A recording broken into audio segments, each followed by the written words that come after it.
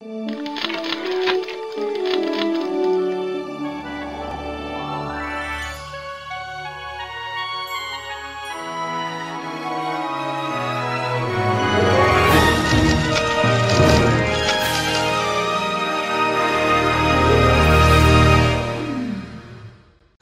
Pagi Gereja Oikos Online.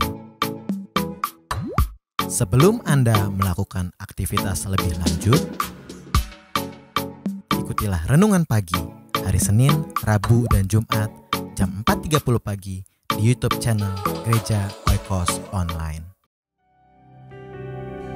Ku tinggikan Engkau, Raja yang duduk di atas tahta. Engkau mulia, ajaib dan heran, ku kagum akan Engkau. Oh, ku tinggikan Engkau, Raja yang duduk di atas tahta. Engkau mulia, ajaib dan heran, ku kagum akan Engkau, Tuhan. Sekali lagi katakan lebih sungguh-sungguh lagi. Ku tinggikan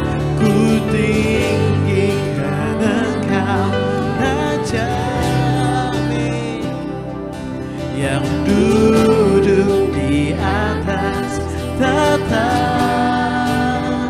Engkau mulia, ajaib dan heran, ku kagum akan Engkau.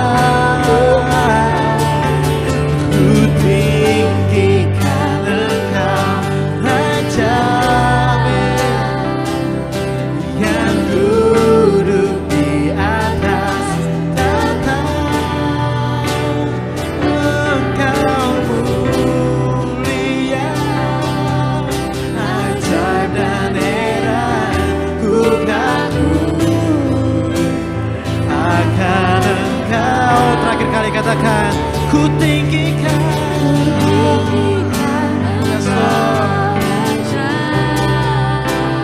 oh, yang duduk di atas tahta. Engkau mulia, ajaib dan heran, ku kagum akan Engkau.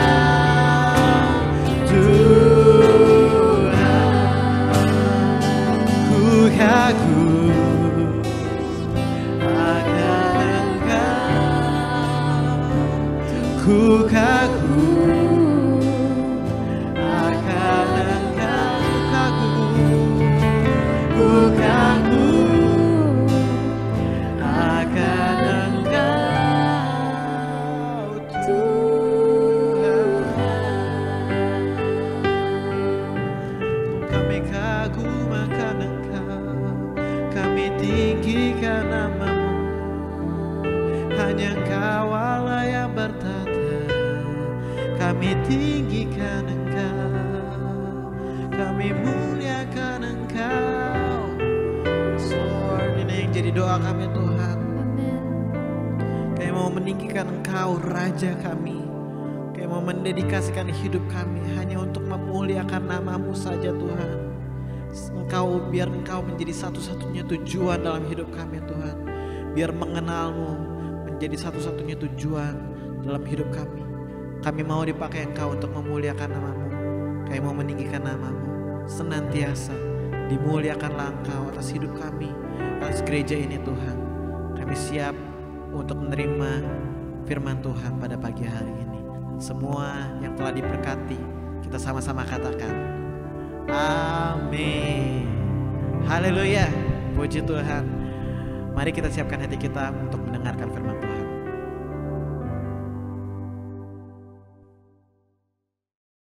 Shalom, selamat pagi, selamat bertemu kembali dalam kasih Tuhan Yesus Kristus. Bagaimana kabarnya saudara-saudara sekalian? Saya berharap saudara tetap sehat, tetap kuat. Hari ini kita akan lanjutkan pembacaan firman Tuhan di dalam Wahyu pasal 1 ayat Wahyu pasal 1 ayat 14. Kepala dan rambutnya putih bagaikan bulu yang putih metah, dan matanya bagaikan nyala api. Nah, saudara-saudara, ini adalah penampakan atau penampilan Tuhan Yesus di akhir zaman. Pada waktu Yesus turun di muka bumi, dia turun sebagai bayi yang kecil, yang tidak berdaya, yang membutuhkan asuhan daripada kedua orang tuanya di bumi. Dan pada waktu Yesus penampilan yang Yohanes lihat, dia datang sebagai hakim yang adil. Dikatakan kepala dan rambutnya itu putih metah, dikatakan putih seperti bulu yang putih metah. Putih metah itu apa sih?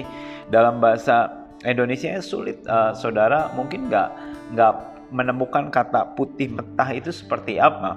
Nah, tetapi dalam bahasa Inggris kita lebih jelas, dikatakan rambutnya itu putih seperti wool yang putih, bahkan seperti salju.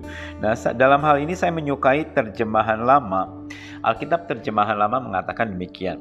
Maka kepalanya dan rambutnya putih seperti bulu domba yang putih. Putihnya seperti salju. Jadi jelas ada dua kali perkataan putih. Kepala dan rambutnya seperti bulu domba yang putih. Tidak hanya bulu domba yang putih, bisa saja domba itu putihnya tidak putih ya, karena putih pun banyak sekali ragamnya. Kalau saudara lihat cat tembok putih, dibilang putih, ternyata banyak sekali pilihannya. Dikatakan kemudian putihnya seperti salju. Jadi sangat putih sekali. Dan saudara lihat pada waktu berbicara tentang penampakan Tuhan Yesus, saudara mungkin berpikirnya rambutnya saja yang putih, tetapi tidak. Ayat ini mengatakan kepala dan rambutnya putih. Jadi tidak hanya rambutnya yang putih, tapi kepalanya juga putih. Wow, ini penampakan yang berbeda dari orang biasanya. Saya pernah papasan di bus atau di jalan, ada orang-orang yang sudah tua sekali, mungkin 70-80 tahun, rambutnya semuanya putih, tetapi kepalanya tidak putih, kepalanya biasa. Ya, penampakan Tuhan Yesus, rambutnya putih, kepalanya juga putih. Nah, di sini kita ingin melihat apa maksudnya putih ini. Kita akan lihat di dalam Daniel pasal 7 ayat 9. Daniel pasal 7 ayat 9. Sementara aku terus melihat tahta-tahta yang diletakkan, lalu duduklah yang lanjut usianya. Menarik sekali. Allah mengumpamakan dirinya di Ancient of Days atau yang lanjut usianya. Kok namanya aneh sih, yang lanjut usianya, yang dituakan, yang paling tua.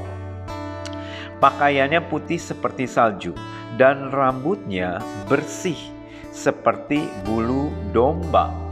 Kursinya dari nyala api dengan roda-rodanya dan api yang berkobar-kobar. Ini adalah berbicara tentang Allah, dan ternyata ya kalau dibandingkan dengan yang Yohanes lihat itu ada kaitannya, karena di situ dibilang rambutnya putih seperti bulu domba, seperti salju. Nah, di sini kita lihat rambut putih adalah berbicara tentang kalau saudara melihat seorang yang rambut putih, paling enggak kita bilang wah sudah beruban, pasti sudah tua sekali. Alkitab menceritakan tentang rambut putih adalah berbicara tentang orang yang sangat sudah tua sekali. Ada Alkitab berkata demikian, lalu matilah siapa dan itu sampai rambutnya putih. Jadi dikatakan rambut memutih itu berbicara tentang orang yang tua sekali ya. Amsal 16 ayat 31. Rambut putih adalah mahkota yang indah yang didapat pada jalan kebenaran. Rambut putih adalah mahkota yang indah, crown of glory. Jadi orang yang memiliki rambut yang putih itu dikatakan mahkota. Mahkota yang indah, crown of glory, tentang kemuliaan, tentang menceritakan bahwa dia sudah mencapai usia yang matang, yang suntuk, yang dengan kata lain yang sudah mengalami asam garam dalam dunia. Dengan kata lain sudah berpengalaman. Orang yang rambutnya putih. Memang ada orang anak-anak muda yang rambutnya juga sudah putih, ada. Tetapi umumnya orang tua yang rambutnya sudah putih. Rambut putih bukan sesuatu hal yang memalukan. Pada saat saudara mulai stage 40, 45, dan terus kemudian 50, seperti saya sudah mulai banyak rambut putih.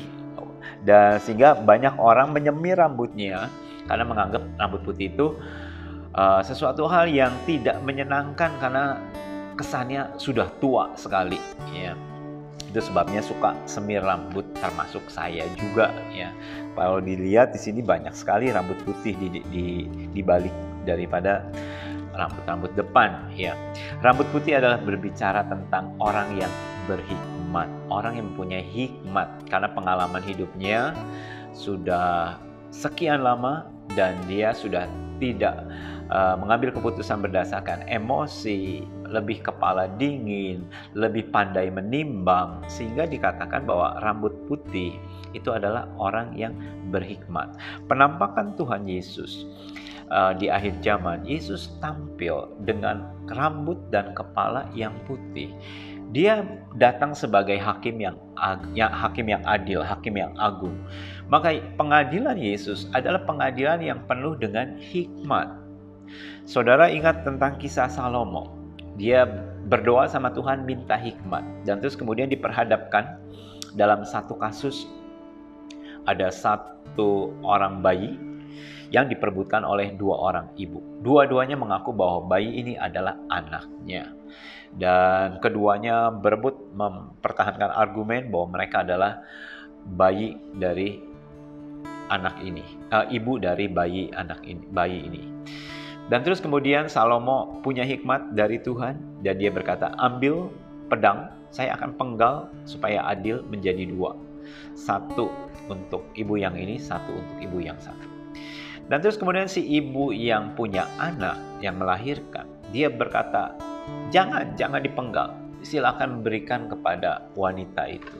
Daripada anak kandungnya mati disembelih, ya sudahlah, direlakan kepada orang lain untuk dipelihara supaya bayinya ini tetap hidup. Dan tapi terus kemudian ibu yang satu membiarkannya, artinya dia tidak keberatan untuk dibunuh karena itu bukan bayinya. Dan Salomo langsung mengetahui ibu mana yang sejati dari bayi ini. Dan lantas kemudian dia tahu, oh ini ibu yang aslinya. Dan dari peristiwa itu tersiar kabar bahwa Raja Salomo itu sangat berhikmat sekali. Dia menulis kitab Amsal, dia menulis banyak sekali kata-kata berhikmat yang sampai sekarang pun banyak dipakai di dunia bisnis dan juga di mana-mana berdasarkan dari hikmat dari Raja Salomo. Salomo mendapatkan hikmat dari Tuhan. Nah, Yesus sendiri adalah hikmat Allah. Berbicara tentang rambut yang putih adalah berbicara bahwa Yesus adalah dia seorang penasehat. Dia seorang yang berhikmat. Dialah penasehat yang ajaib. Di dalam Yesaya dikatakan penasehat ajaib, ya, Allah yang perkasa. Bahwa kalau kita datang kepada Yesus, kita bisa menerima hikmatnya. Kalau kita serahkan ke dalam tangan Tuhan Yesus, maka Yesus adalah hakim yang adil. Dia berhikmat, dia tahu yang mana yang benar, yang mana yang salah. Saudara berada dalam posisi atau kondisi yang lemah, tetapi saat saudara datang kepada hakim yang adil ini tahu bagaimana memutuskan perkara. Meskipun saudara mungkin tidak memiliki dukungan atau backingan yang kuat untuk memenangkan perkara saudara, tetapi kita memiliki Yesus sebagai hakim yang adil. Rambut yang putih selain berbicara tentang hikmat, ini adalah juga berbicara tentang kemuliaan, tentang the crown of glory. Allah yang kita sembah adalah, atau Yesus yang kita sembah adalah Yesus yang penuh dengan kemuliaan. Sewaktu Musa turun dari puncak Gunung Sinai, karena Musa intim dengan Tuhan, mukanya Musa itu bercahaya, berkilau-kilauan, sampai orang Israel tidak bisa melihat muka Musa karena dia sangat bersinar-sinar, dan sehingga Musa harus menutup kepalanya dengan kain ya, supaya cahayanya itu tidak menyilaukan daripada orang-orang yang melihatnya. Ini adalah berbicara tentang kemuliaan Tuhan. Allah kita atau Yesus adalah Allah yang mulia. Rambutnya putih, kepala dan rambutnya putih metah bagaikan bulu domba dan bagaikan salju. Kita beruntung mempunyai Yesus yang kita sembah, Allah yang penuh dengan hikmat, Allah yang bisa mengadili, Allah yang dapat mengadili sesuai dengan keadilannya. Karena itu pada waktu saudara merasa tertindas, saudara merasa mengalami tekanan, datang kepada Dia, datang kepada Yesus. Dia tahu mana yang terbaik untuk saudara. Dia dapat memutuskannya dengan tepat. Pada waktu kita membutuhkan konseling, membutuhkan nasihat, membutuhkan tuntunan Tuhan, Dia adalah pribadi yang tepat karena Dia adalah penasehat. Kita datang pada Yesus dan Yesus mengajari kita. Dengan hikmat-Nya, Dia mengajari kita. Dengan firman-Nya, firman yang tertulis ini, ada banyak petunjuk-petunjuk yang kita bisa temukan untuk kita bisa datang kepada Tuhan dan mengikuti jalan yang Tuhan kehendaki. Amin. Tuhan Yesus memberkati saudara sekalian, dan biarlah pada pagi hari ini dan jam-jam berikutnya saudara diberkati oleh Tuhan, tetap semangat melakukan tugas-tugas yang saudara akan kerjakan. Mari kita satu dalam doa. Tuhan Yesus, terima kasih buat hari ini. Kami merasa beruntung, kami memiliki penasehat yang agung, yaitu Yesus Kristus. Tuhan, pada saat umat-Mu membutuhkan tuntunan-Mu, membutuhkan hikmat, membutuhkan pembelaan-Mu, Tuhan tolong saat ini Tuhan. Siapapun juga saat ini yang mendengarkan firman-Mu, dalam kondisi apapun juga, mungkin mereka mengalami hal-hal yang terjadi dalam hidup mereka, dan biarlah Tuhan tolong untuk setiap pergumulan yang umat-Mu sedang hadapi saat ini. Terima kasih Tuhan, di dalam nama Tuhan Yesus kami serahkan semua ini. Amin. Tuhan Yesus memberkati saudara sekalian, sampai berjumpa kembali.